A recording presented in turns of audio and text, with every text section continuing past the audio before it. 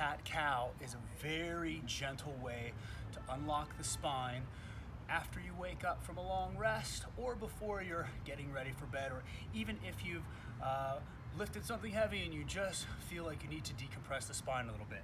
So you're going to inhale, creating a nice big arch at the back, and then